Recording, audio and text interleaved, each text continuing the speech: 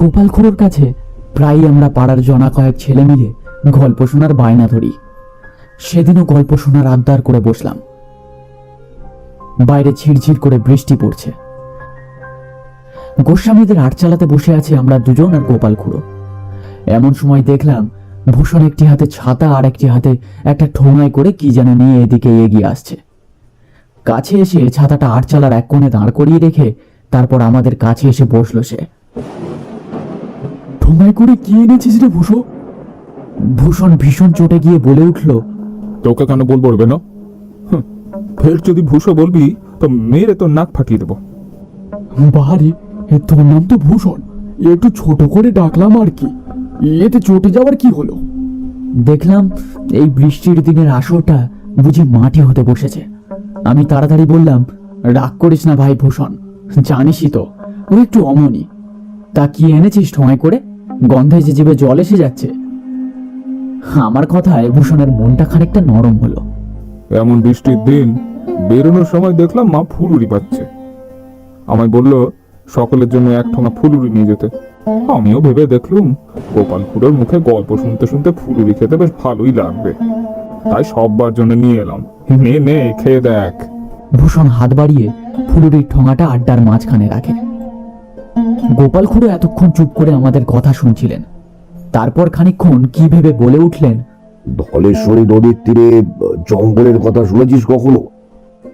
এসব গাঁজাখুরি গল্প চলবে না খুড়ো, ভালো কোনো গল্প বলতে হবে। আমি গাঁজাখুরি গল্প বলছি, এ কথা তোকে কে বললো রে? খুড়োর গম্ভীর স্বর শুনে একেবারে চুপ হয়ে গেল বিনয়। ব্যাপারটা সামলে নিতে আমি বলে উঠলাম, নিজেদের মধ্যে রাগারাগি না করে একটা কাজ করো। খুড়ো, তুমি গল্প শুরু করো তো। খুড়ো তার হাতের ফুলুরিতে একটা কামড় দিয়ে বললেন, বেশ, আমি আজ তোদের একটা সত্যি ঘটনার কথা শোনাবো। অবশ্য আমার নিজের চোখে দেখা ঘটনা নয়, ঘটনাটি আমি শুনেছি আমার নিজের ছোট মামার কাছে। আমি তোদের ঘটনাটি আমার মামার মুখে যেভাবে শুনেছি ঠিক সেইভাবেই বলছি। ও মন দিয়ে শুনবি সবাই। আমরাও অত্যুৎসাহী ছেলের দল ঘাড় নেড়ে সম্মতি জানালাম। খুড়ো গল্প শুরু করলেন। সেবার খুব বৃষ্টি হয়েছে মামার বাড়ির গ্রামে। জেলেরা নদীতে মাছ ধরতে যেতে পারছে না, সকলের জন্য বিশেষ সতর্কতা জারি করা হয়েছে। আমার ছোট মামা মাছ ধরতে খুব ভালোবাসতেন, আর ভালোবাসতেন শিকার করতে। সেই শিকার করার নেশা তার আজও আছে। একবার তো, যাকে সে গল্প না হয় আর একদিন বলবো। আজ যা বলতে বসেছি সেটাই বলি। গ্রামের পাশ দিয়ে বয়ে চলা শীর্ণকায়া নদী ধলেশ্বরী। এমনিতে সে শান্ত হলেও বর্ষায় তার ভীষণ রূপ দেখে গ্রামবাসীরা আতঙ্কিত হয়ে পড়ে। তেমনই এক বর্ষার রাতে আমার ছোট মামা ও তার বন্ধু ঠিক করলো ধলেশ্বরী নদীতে মাছ ধরতে যাবে। মামা বললেন, আমি মাঝ নদীতে মাছ ধরবো, তুই যদি রাজি থাকিস তো বল। মামার বন্ধু হরিশ বলল, আমি রাজি, কিন্তু মাঝ নদীতে যাবো কিভাবে? কোনো নৌকা জোগাড় করতে হবে তো। সেজন্য চিন্তা কি, আমাদের গায়ে নিতাই মাঝি আছে তো, সে শুনেছি অনেক রাত অব্দি খেয়া পারাপার করে। এইরকম খানিকক্ষণ আলোচনার পর স্থির হলো সেদিন রাতেই দুজনে মাছ ধরতে যাবে মাঝ নদীতে। রাত ঠিক 12টায় দুজনে বাড়ি থেকে বের হয়ে নদীর ঘাটে এসে উপস্থিত হলো। কুলকুল শব্দে বয়ে চলেছে নদীর জল। বর্ষায় নদীর জল কানায় কানায় পরিপূর্ণ। মামার তখন বয়স কম। এই বয়সে মনে হয় সব পারবো, কোনো কিছুই আমাদের দমিয়ে রাখতে পারবে না। ছাতা মাথায় দুজনে এদিক ওদিকে তাকিয়ে দেখতে লাগলো, কিন্তু কোথাও একটা নৌকা দেখতে পেল না। এই কই রে পরিতোষ, কোনো নৌকা যে চোখে পড়ছে না। তাই তো দেখছি, কিন্তু মামার কথা শেষ না হতেই অন্ধকারের মধ্যে অনেক দূরে একটা ডিঙি নৌকা ভেসে উঠল। দুজনে অবাক হয়ে সেদিকে তাকিয়ে দেখল। নৌকাটা যেন হঠাৎ করেই জলের উপরে ভেসে উঠল এবং তাদের দিকে এগিয়ে আসতে লাগলো। বৃষ্টির বেগ ক্রমশ বেড়েই চলেছে। ঠান্ডা ঝোড়ো হাওয়ায় শিরশিরানি ঠান্ডা অনুভূত হচ্ছে। নিতাই মাঝি তার নৌকা থামিয়ে ফ্যাঁস ফ্যাঁসে গলায় বলে উঠল, বাবুরা, এই ঝড় বৃষ্টির রাতে কোথায় চললে গো? দুজনে এই গলা শুনে একটু ভয় পেয়ে গেল। তারপর আমার ছোট মামা বলল, মাছ ধরতে যাবো গো নিতাই দা, মাছ নদীতে যাবো, এ নিয়ে যাবে আমাদের? এই ঝড় বৃষ্টির রাতে মাছ নদীতে গিয়ে মাছ ধরবে? তোমাদের কি প্রাণের ভয় নেই গো বাবুরা? তাছাড়া ওদিকে ঘন জঙ্গল। তোমার অত কথায় কাজ কি বাপু? তোমাকে পয়সা দেবো, তুমি আমাদের নিয়ে যাবে, ব্যাস কথা শেষ। এখন চলো দেখি, ভোর হওয়ার আগে সব মাছ ধরে ফেলতে হবে। আর একটা কথা, এই জেলেরা যেন এ কথা খুনাক্ষরেও জানতে না পারে। নিতাই মাঝি কোনো কথা বলল না। হরিশ আর আমার ছোট মামা দুজনেই উঠে বসলো নিতাই মাঝির ছোট ডিঙি নৌকায়। আকাশ কালো মেঘে ঢাকা, তাই ঘন অন্ধকারে তারা যে কোন দিকে চলেছে তা ঠাউর করতে পারল না। একটানা বৃষ্টি হয়েই চলেছে। নিতাই মাঝি এক মনে নৌকার দাঁড় বেয়ে চলেছে। ওরা দুজনে গা ঘেঁষাঘেঁষি করে বসে আছে নৌকার পাটাতনের উপরে।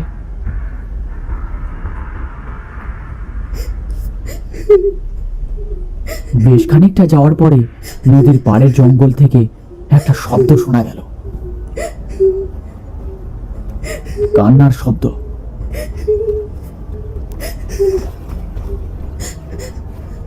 হরিশ অবাক হয়ে বলে ওঠে, কে কাঁদে?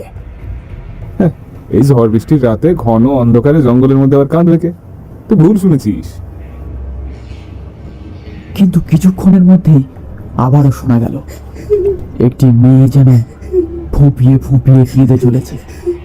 তার কান্নার আওয়াজ ছড়িয়ে পড়েছে নদীর বিস্তীর্ণ এলাকায়।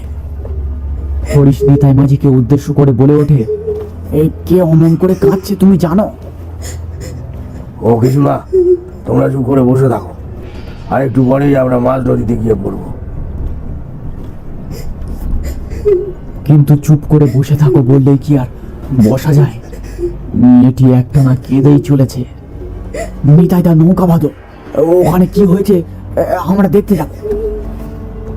ও ভুলটি করো না গো বাবুরা। এবার দুজনে বেশ অবাক হলো। নিতাই মাঝি কি পাষাণ? তার মনে কি একটু দয়া মায়া নেই? এবার দুজনে প্রায় জোর করে বলল, তুমি নৌকা ওই ঘাটে বাঁধো, আমরা নেমে দেখবো ব্যাপারটা কি।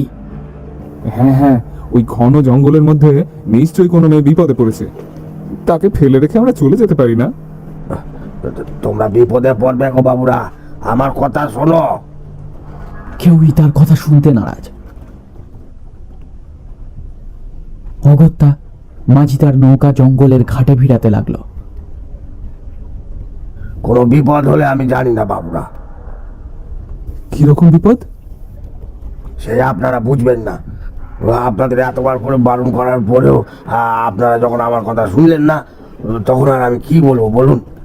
আমার ভাড়া মিটিয়ে দিন, আমি চলে যাই। হরিশ একটা আধুলি বের করে নৌকার পাটাতনের উপর রেখে দেয়। তারপর রাগের মাথায় বলে ওঠে, টাকাটা নিয়ে নদীর জলে ডুবে মরো, বুঝছো? স্বার্থপর লোক একটা। ব্যাপারটা আমার ছোট মামার খারাপ লাগলেও তিনি কিছু বললেন না। দুজনে নৌকা থেকে নেমে গেল। নিতাই মাঝি তার নৌকা ঘুরিয়ে নিয়ে চলে যেতে লাগলো।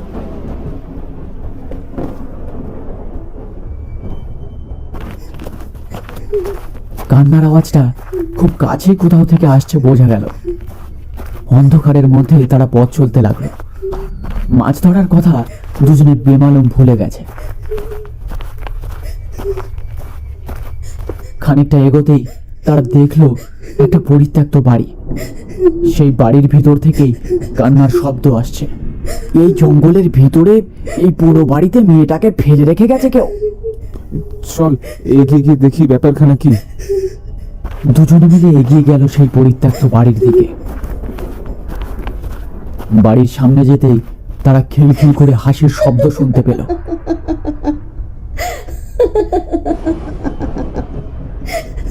এবার সেই হাসির শব্দ শুনে তাদের বুকের রক্ত হিম হয়ে গেল। হরিশ সাহসে ভর দিয়ে ধরা গলায় জিজ্ঞেস করলো, কে মা তুমি? এমন ছলনা করছো কেন? ভিতরে আয়, তোরা দুজনে ভিতরে আয়। দুজনে ভয়ে কাঁপতে কাঁপতে সেই বড় বাড়ির ভিতরে গিয়ে ঢুকলো।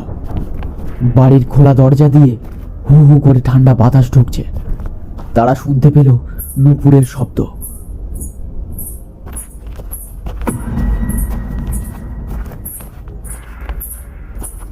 অন্ধকারে কোনো কিছুই ঠাওর হচ্ছে না, শুধু নূপুরের শব্দ অনুসরণ করে তারা চলেছে। তারা মন্ত্রাবৃষ্টের মতো সিঁড়ি দিয়ে উপরে উঠছে। কারো মুখে কোনো কথা নেই। সামনে কোনো অদৃশ্য শক্তি যেন তাদের টেনে নিয়ে যাচ্ছে। তারা সেই পুরো বাড়িটার ছাদে দাঁড়িয়ে গিয়ে পৌঁছলো।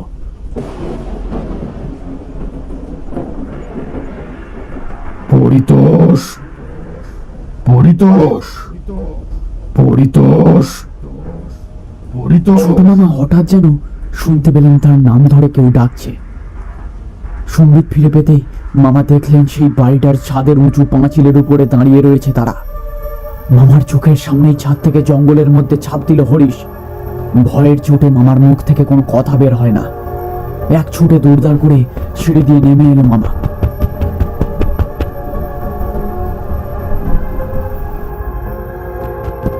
এরপর দৌড়ে পৌঁছে গেল নদীর ধারে।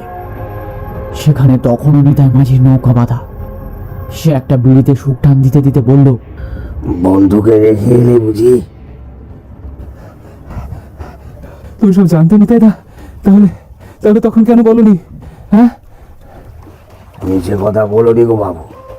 আমি বারবার করে মানা করেছিলুম। ও এভাবে সবাইকে পথ ভুলিয়ে নিয়ে যায়। তারপর তোমার কথা শুনলে আমি হরিশকে হারাতাম না। হরিশ রে।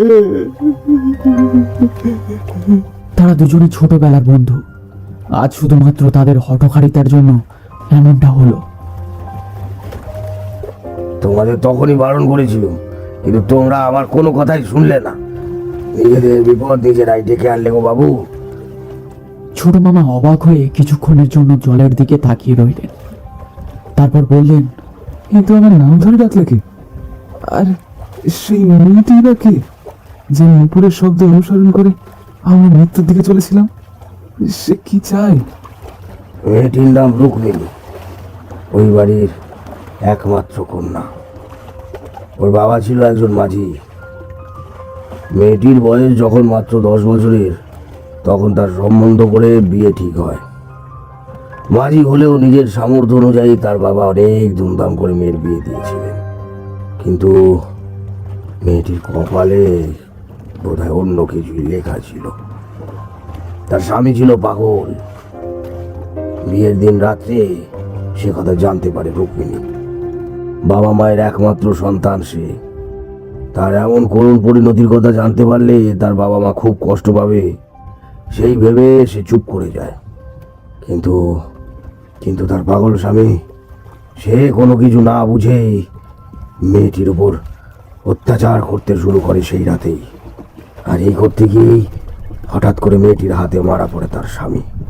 রাগে দুঃখে অসহায় হয়ে রুক্মিণী বাড়ির ছাদ থেকে ঝাঁপ দেয়। তখন এমন জঙ্গল ছিল না। কিন্তু মেয়ে জামাইয়ের এমন করুণ পরিণতির পর তার বাবা মা আর এই বাড়িতে থাকতে চান না। তারা এই বাড়ি ছেড়ে অন্য কোথাও চলে যায়। তারপর ধীরে ধীরে এখানে গজিয়ে ওঠে এই ঘন জঙ্গল। প্রতি অমাবস্যার রাতে এই বাড়ি কেড়ে নেয় একজনের প্রাণ। আমি তোমাদের বারণ করা সত্ত্বেও যখন জোরপূর্বক তোমরা ওখানে গেলে, তখনই বুঝলাম নিয়তি তোমাদের টেনে নিয়ে যাচ্ছে। সেখানে আমার আর কিচ্ছু করার নেই। প্রতি অমাবস্যায় কোনো না কোনো পথিক ওই নিয়তির কবলে পড়ে ওইখানে প্রাণ হারায়।